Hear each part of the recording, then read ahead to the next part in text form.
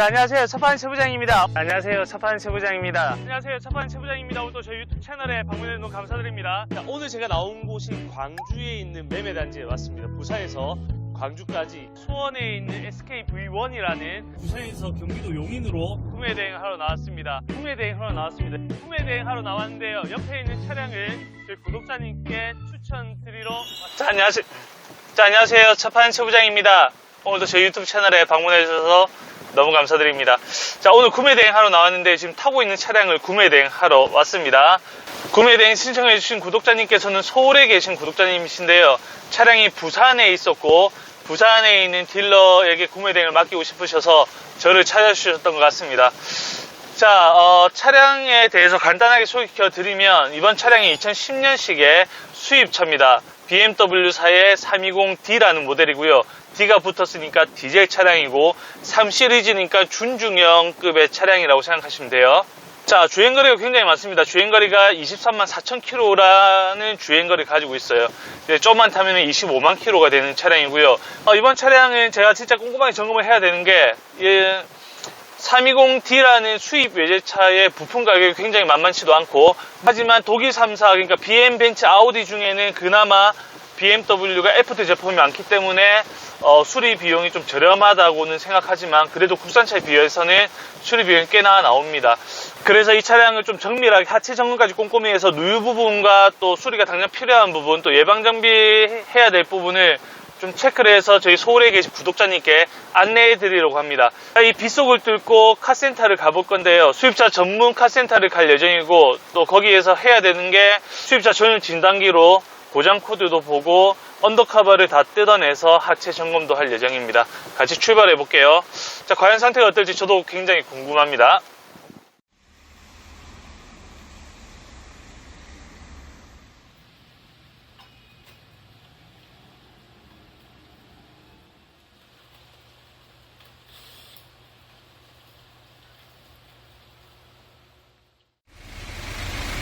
동을 두고 차가 잘 안 나와야 되는데 차는 잘 나가던가요? 뭐 별 무리는 없었어요. 80, 100km까지 쭉 올라가던데요. 원래는 저 DPF가 이래 쓰면 차도 잘 안 나가야 되는데 네. 이 발전기 BSD 요거는 우리가 발전기를 뭐 재생을 한다든지 이러면 요거는 뜨는 수가 있거든요. 네네. 요거는 뭐 무시하셔도 상관없는 거고. 제네레이터를 재생으로 올렸으면. 이제 이래 뜨는 경우가 있다고. 네네. 부식하고는 크게 관계없는 차량 같고요. 머플러 터진 데 없습니다. 자, 뒤에 후륜구동 방식이고요. 지금 뒤에 디퍼런셜 기어나 등속 조인트나 유니버설 조인트 쪽에도 누유 없이 깨끗합니다. 한 번은 교체했던 것 같아요. 유니버설 조인트가 갈라짐 없는 게 좀 힘들거든요. 근데 요거는 갈라짐도 없이 깨끗합니다. 자, 쭉 따라가서 이런 이음새, 그러니까 머플러 쪽 이음새도 잘 터진 얘는 잘 체결되어 있는 것 같고요. 자, 지금 보시는 게 미션 오일 팬인데, 미션 오일 팬도 깨끗한 거 보니까 미션 오일도 한번 교체하신 것 같아요. 10만 킬로마다 한 번씩 교체해 주시면 됩니다. 다음에 30만 킬로도 교체해 주시면 되고, 옆에 붙어 있는 게 아마 오일 필터 같고요. 오일 필터도 교체를 한번 하신 것 같습니다. 자, 쭉 앞으로 따라가 보시면 여기 DPF인데요. DPF의 누유가 좀 보이죠. 이게 어떤 누유냐면 저 위쪽에 로칸 카바에서 뚝뚝 떨어지는 게 보이시죠? 이 로칸 카바에서 흘러내렸던 오일들이 여기 묻은 겁니다.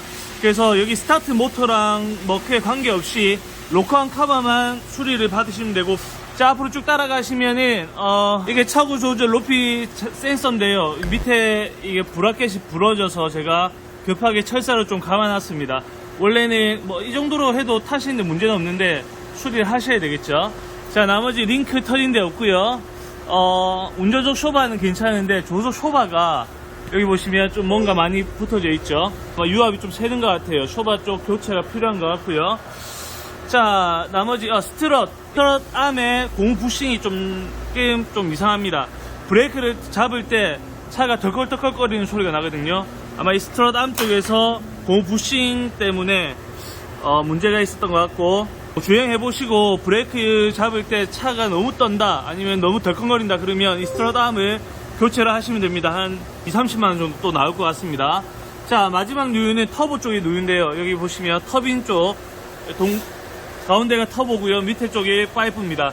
터보 쪽에 원래 누유가 좀 있는데 이게 지금 파이프 약간 앞으로 밀려 나와 있는 모습이고요.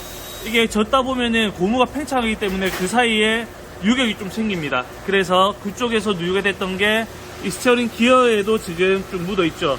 그래서 원인은 요 터보 쪽 누유고요. 교체는 터보 파이프를 교체하시면 됩니다.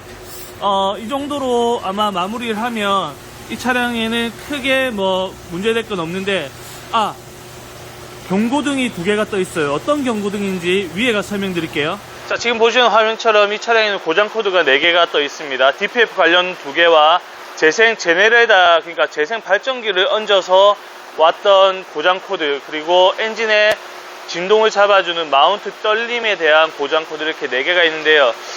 지금 장거리 운행을 많이 안 한 차들은 이렇게 DPF에 미립자가 많이 쌓일 수도 있습니다. 그러니까 먼지가 많이 끼일 수도 있기 때문에 그 먼지가 자연적으로 연소가 되면 아마 고장 코드가 지워질 수도 있고, 또 좀 안 좋은 경우에는 DPF를 교체를 해야 되는 경우까지 옵니다. 근데 그 사이에 DPF 클리닝을 통해서 안에 있던 먼지를 세척을 해서 다시 사용을 한다든지 이렇게 사용하시면 되는데, 그래도 DPF 경고등까지 떴던 걸로 봐서는 DPF 클리닝이 한번 필요한 것 같습니다.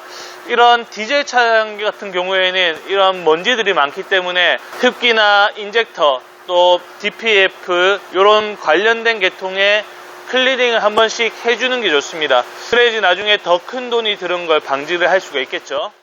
자, 위쪽으로 올라와서 엔진 룸을 한번 보겠습니다. 우선 부동액 관련해서 이 차량은 부동액이 잘 샌다고 알고 계시는데, 이 차량은 부동액 양이 충분합니다. 그래서 터지거나 새는 건 없는 것 같고요. 라바호스 상부 쪽을 쭉 따라가시면 이렇게 플라스틱 가스켓이 하나 나오는데요. 플라스틱 부품 자체가 경화가 되면서 여기서 부동액이 많이 새거든요. 근데 이 차량의 안쪽까지 부동액이 샜던 흔적은 보이지 않습니다. 제네레이터가 교체되어 있죠. 아까 재생 발전기를 사용했고, 그로 인해서 아마 고장 코드를 띄운 것 같습니다. 이 차량은 댐퍼 풀리가 잘 나가는 차량인데요. 바깥벨트 세트 자체가 교체가 되어 있습니다. 댐퍼 풀리랑 오토 텐셔너, 바깥벨트, 각종 풀리들이 교체가 되어 있고요. 워터펌프도 한번 교체가 되어 있네요. 아까 하체에서 확인했던 로칸 카바에서 누유됐던 부분이 여기고요. 이 부분을 따라서 쭉 가시면 지금 실제적으로 앞부분보다는 저 뒤쪽 부분이 좀 더 많이 새는 것 같은데, 그 뒷부분에 샜던 게 여기 DPF 위쪽으로 떨어졌던 것 같아요. 나머지 파워 스티어링 파이프나 이런 것들도 괜찮고요.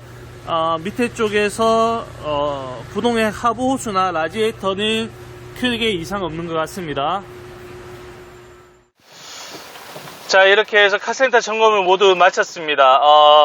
예상했던 것처럼 어느 정도 수리가 필요했던 차량 같고요. 수리가 필요한 부분이 그나마 로칸 카바 가스켓이나 아니면 좀 저렴하게 수리가 가능한 파이프들, 이런 것들이었습니다. 물론 깊게 들어가면 이 모든 부품들을 다 교체해야 되는 게 맞지만, 연식도 10년이 지났고요. 또 23만 킬로가 지난 차량이라서 최소한의 정비 비용으로 좀 오래 탈 수 있는 방향으로 잡았으면 좋겠습니다. 물론 새 차처럼 깔끔하게 수리가 되는 건 아니지만, 그래도 큰 수리 비용 없이 타는 게 목적이기 때문에 구매된 신청해주신 구독자님께서는 앞으로 이 차를 몇 년 정도 아니면 몇 킬로까지 얼만큼 탈지를 좀 정하시고, 그때까지 유지관리 보수 비용을 최저로 잡는다면은 큰 돈 안 들이고 차량을 유지관리할 수 있지 않을까 생각됩니다. 예를 들어서 자, 이번 320D 실내 옵션이나 아니면 상태를 좀 보여드리겠습니다. 가장 눈에 띄는 게 저기 햇빛 가리개 선바이저죠. 이쪽은 있는데 이쪽은 없습니다. 아마 분실을 하셨거나 망가져서 떼놓으신 것 같은데, 요거는 중고 부품으로는 55,000원 정도 할 겁니다. 중고 부품을 사셔도 되고, 아니면 해외 사이트에서 바로 직구로 구입하셔도 되는데, 직구로 구입할 게 몇 가지가 더 있습니다. 어떤 거냐면 이 우레탄 손잡이 부분이 다 망가졌어요. 이게 이 재질 자체가 지금 여기 아무것도 없죠. 여기 이 부분 해볼게요. 여기 아무것도 없는데 손톱으로 꼭 눌러보시면 이렇게 손톱 자국이 납니다. 그래서 이게 고질병인데 요거 교체하는 비용이 얼마 안 합니다. 이 부품 사가지고 교체하는데 1개, 앞에 2개, 이쪽에 3개, 이렇게 3개 교체하시면 돼요. 이쪽 깨끗하네요. 2개 정도만 구입하시면 되고, 개당 10,000원 정도에 배송 받으실 수 있습니다. 물론 공인까지 다 하면은 한 50,000원 정도의 교체가 가능한 부품인 것 같고요. 또 한 가지 부품이 여기 있는 에어컨 송풍구의 풍량 조절 장치 버튼이 문제가 있습니다. 이 버튼 하나만 교체를 하시면 되고요. 이 버튼 커버거든요. 커버 교체하는 건 굉장히 쉽기 때문에 이것도 부품 주문하셔가지고 교체하시면 좋을 것 같습니다. 자, 그리고 썬루프가 지금 다 열리고 닫히지가 않습니다. 썬루프 틸팅 기능은 작동이 되고요. 닫히는 것까지 되고 다 열리지가 않아요. 나는 솔직히 썬루프 틸팅만 있어도 실내 환기만 해도 된다 그러면 수리하지 마시고 그대로 타시는 거 추천드립니다. 제 생각에는 크게 관계 없으면 요 정도 그냥 장식용으로 달아놓고 사용하셔도 됩니다. 만약에 이 차를 구입하시고 싶다면 말이죠. 자, 계기판을 보시면 지금 234,790km 주행했고요. 지금 경고등이 2개 떠 있는데 이게 헤드램프 경고등입니다. 헤드램프 하나가 지금 운전석 쪽이 헤드램프가 나가 있고요. 전구만 교체하시면 될 것 같고, 자, 또 한 가지 더 뜨는 게 이게 DPF 경고등입니다. DPF 경고등은 아까 하체 점검했을 때 스캐너 점검상으로도 DPF 경고등이 떠 있기 때문에 DPF 경고등이 떠 있다는 거는 한번 잘 생각해 보시고 구입을 결정하셔야 됩니다.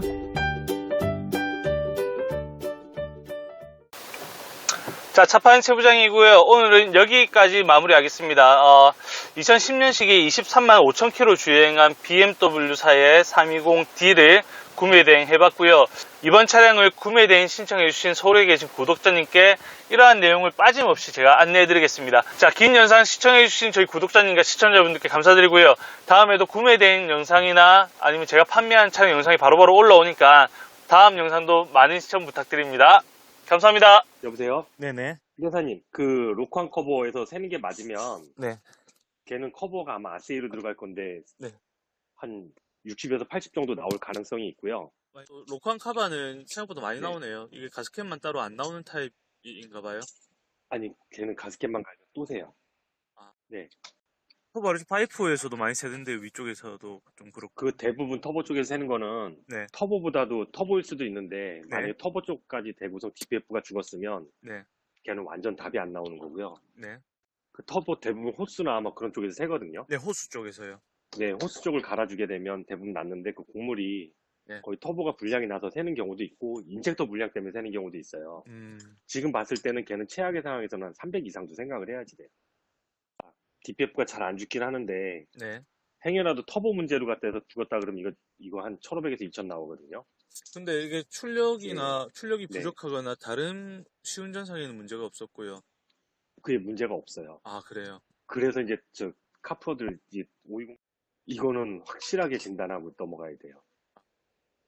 DPF 후단도 확인해봐야지 되고 뜯어서 네. DPF가 죽었나 안 죽었나도 봐야지 되고 네. 정말 확실하게 넘어가야 돼. 터보 쪽에서 누유가 되는 게 네. 그냥 일반적으로 나이가 들어서 넘어간 건지 아니면 인젝터 쪽 때문에 그쪽으로 갖다 타고 들어가서 넘어가는 건지 네. 그리고 이제 좀 아까처럼 나이가 들어서 호스 반도나 뭐 그런 게 체결 부위가 문제가 돼서 넘어가는 건지를 정말 점검을 잘하고 사야지 돼요.